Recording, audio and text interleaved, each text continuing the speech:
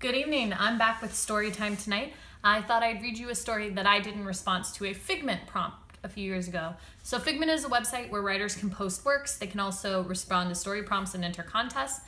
If you're an aspiring writer, it's a good place to get inspiration, and I've written a lot of really cool short stories based on their prompts. There is a link down there if you're interested in checking out the website. Please do, and if you like it, let me know.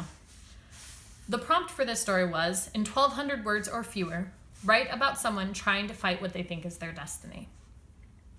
I titled this story The Autumn Queen. Someday, I'll be queen of this realm, Phelan said. You act like all of this is set in stone, Jalek said, as they wandered along the castle wall.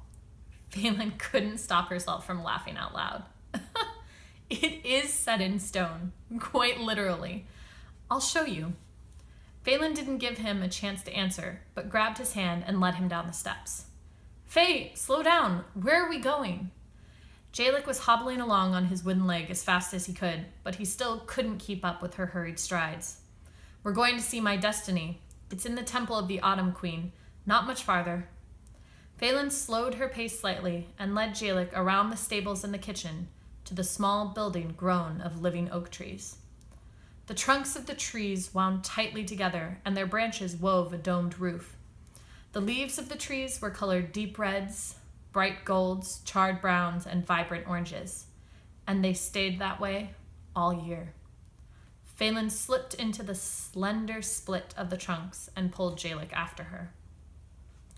There were no torches inside the temple, but the small building was lit by flickering globes of tree sap enchanted with a yellow light. Inside the temple, the leaves were always falling and swirling around on an invisible wind. Roots broke up through the ground, creating rows of benches and a large altar. The face of the Autumn Queen, with her flowing brown hair, golden eyes, and a crown of acorns and brambles, was painted on the trunk behind the altar. Phelan heard Jalek gasp in awe, but she didn't pause to let him take in the sights, before tugging him to the back. Here, a curtain of leaves hung all the way to the ground. Phelan brushed them aside and pulled Jalek behind her. The back room was barely big enough for the two of them and lit only by a single flickering sap globe. The back wall was a large slab of granite that appeared to have been grown from the ground like the trees it covered. Jalek blinked a few times, waiting for his eyes to adjust to the darkness. He could vaguely see lines in the stone, as if something was carved there. Jalek stepped forward to get a closer look, and the carving formed into words. What is it? Jalek asked, trying to read the letters in the near darkness. My destiny, set in stone, just as I promised. Watch. Phelan laid her hand against the stone, and Jalek watched in awe as some of the carvings began to glow. He could read them clearly now. During the second moon of spring, a child will come, born of the king's blood, but not of his body. Known by the mark of autumn she will bear. Though humble her birth, the throne is hers. Wed she will be to the prince of Ruaim, and resurrect the Autumn Queen. Are you saying that you're the child in this story? It's not a story, Jalek. It's a prophecy, and I couldn't make it glow if I wasn't mine. Here, try. Phelan removed her hand, and the fire faded from the words. Jalek placed his own hand on the wall, but no matter where he put it or how hard he pressed, the writing remained dark. There are many prophecies on this wall, and only those who are spoken of can make them glow. But if that's all true, then you're to marry Batirian. I thought you hated him. Jalek didn't need to be able to see Faye's face. He knew the look of disgust too well. I do hate him. He's cruel and vile and thinks too much of himself. He's handsome, though, and a good fighter. Because you can measure a good king by the strength of his sword arm or how pleasing his jawline is. Prophecy or not, I have no desire to marry a man such as him.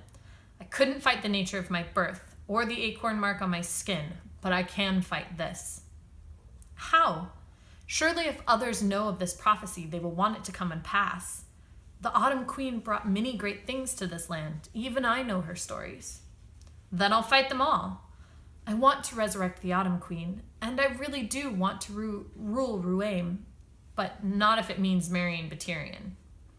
I'll tear down this wall, denounce my name, and burn this mark from my body before I marry him. Phelan placed her hand on her chest as she spoke. You're truly marked by autumn, born in the king's blood on the second moon of spring? Jalek leaned against the wall. His leg was starting to bother him. Phelan noticed his discomfort. Come, let us sit. She slung his arm over her shoulder and helped him out of the back room to one of the root benches in the main temple. Once they were seated, Jalek reached down to remove his wooden leg. Phelan sat on the floor and took his stump in her hands. She massaged it gently, and Jalek felt his muscles relax. If I resurrect the Autumn Queen, I'll ask her to give you a new leg. You shouldn't waste her powers on something unimportant like that. It's not unimportant. You could be a great knight, twice as good as Batirian. I've seen you fight. You best most of the nights with your leg as it is. If you had 2 working legs, no one could defeat you. And what good would it do me? You can't measure a man by the strength of his sword. Now tell me about your birth. I was born to a poor net weaver in a small hovel down by the docks. My father was a merchant captain, if you ask my mother. A pirate, if you ask anyone else. He left for the seas when I was only 5.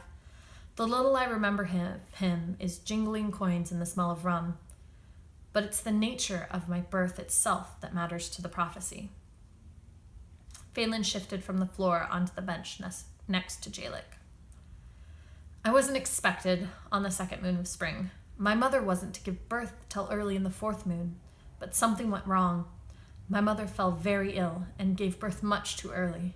I was weak, turning black and dying in my crib when a man arrived. My mother said he wore leaves in his brown hair and brought her a vial of blood. The man told her it was the blood of the king and that with it my life would be saved. My mother forced me to drink it, and immediately color returned to my skin everywhere but here.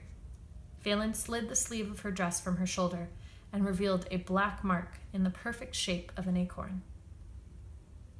You are the child in the prophecy. Child I may be, but that prophecy isn't mine to follow. It's a story maybe I'll expand on at some point. I do like the characters, and there's kind of a rich history there. But it's all I've written so far. Hope you enjoyed that story, and I'll have to come up with something new to talk about tomorrow.